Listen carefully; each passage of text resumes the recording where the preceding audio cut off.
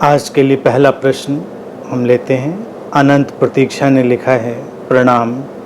लालसा और जरूरत दोनों में अक्सर तालमेल नहीं दिखता, कृपया कुछ कहें।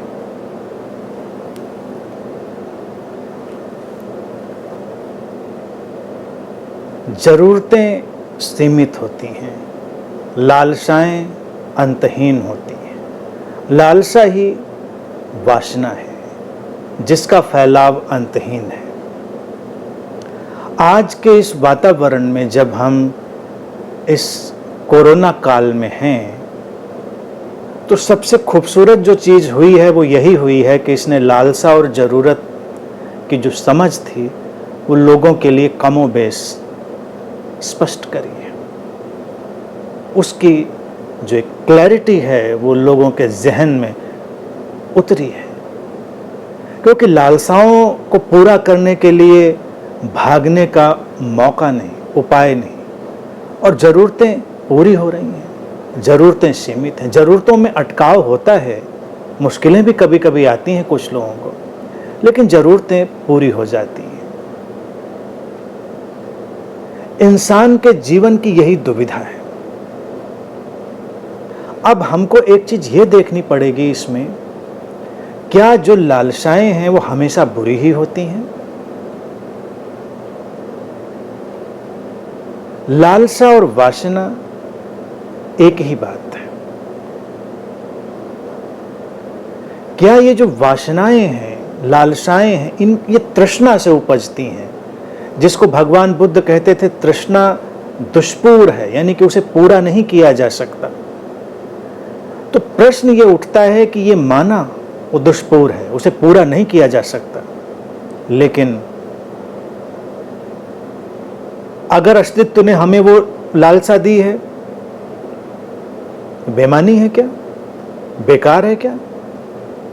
अस्तित्व जो कुछ भी हमें देता है वो बेमानी नहीं होता, उसके अपने ढंग होते हैं, उसकी अपनी एक आयोजना होती है, उसका अपना एक सिस्टम होता है। ये जो लालसा का अवतरण होता है हमारे शरीर मन में, वासनाएं जो अनेक अनेक रूपों में अवतरित होती हैं हमारे भीतर, वो जीवन को फैलाव देती हैं, जीवन के कैनवास को बड़ा करती हैं, उसे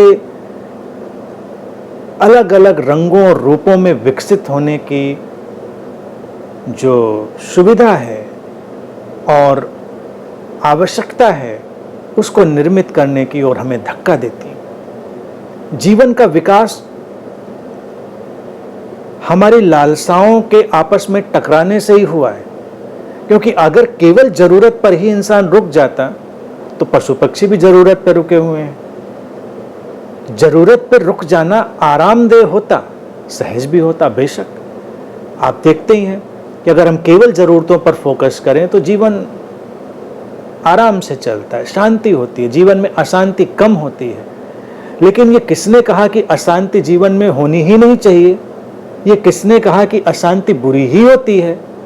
अशांति में पिस जाना, अशांति के चक्र में घूमते ही चले जाना बुरा है, लेकिन अशांति के एक झोंके का आ जाना और फिर तस्वीर का बदल जाना, ये विकास क्रम का हिस्सा है, मानवीय विविधता के फैलने का हिस्सा है। तो लालसाएं जब हमारे भीतर आती हैं अनेक रूपों में, वो हमको आगे ले जाने का काम करती हैं। व्यक्ति को जो समझ अपने भीतर लानी है वो ये लानी है कि स्वस्थ वासना और अस्वस्थ वासना का भेद करना सीखे। स्वस्थ लालसा और अस्वस्थ लालसा को वो पहचाने।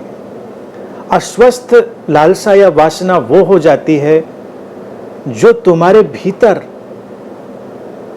एक मनोविकार की तरह घूमने लगती है, एक ऑब्सेसिव कंपल्सिव डिसऑर्डर बन जाती है और तुम्हें किसी भी सृजन की तरफ नहीं ले जाती, वो केवल ओसीडी में कन्वर्ट हो जाती।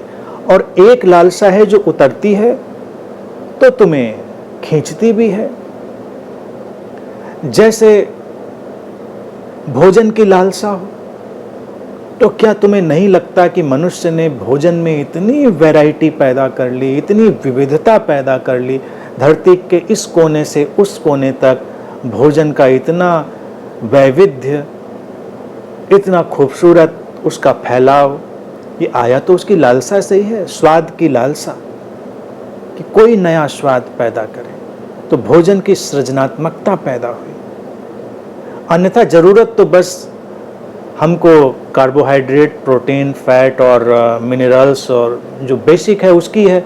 उसके लिए तो हम रॉ फूड भी खा लें या कुछ भी सामान्य सी चीज़ें खा लें तो वो ज़रूरत पूरी हो जाएगी, लेकिन लालसा नहीं पूरी होगी।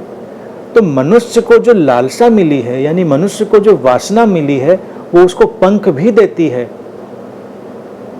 लेकिन अगर वही भोजन की लालसा विकृत हो जाए तो मनोविकार बन जाएगी, बीमारी में बदल जाएगी।